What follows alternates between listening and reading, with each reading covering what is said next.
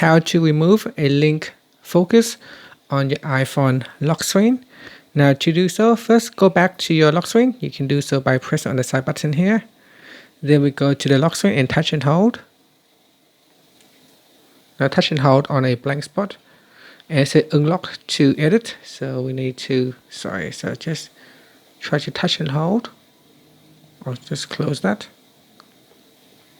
Okay, once you see it said enter passcode, put in the passcode, and then go to the lock screen set that you want to use, and then tap on that button right there to unlink the focus. So tap on that, and then what you want to do is scroll down where you see it shows a checkbox. So you tap on that checkbox or the tick right there to unlink it, and then tap on the close button, and then tap anywhere here to save the changes.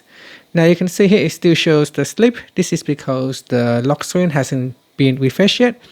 So if we go into our home screen, and then if we lock it again, and sometimes you need to restart your device. So for some reason the change doesn't reflect immediately. Sometimes it may take a while, but eventually it will allow you to unlink it. So if I restart the device now,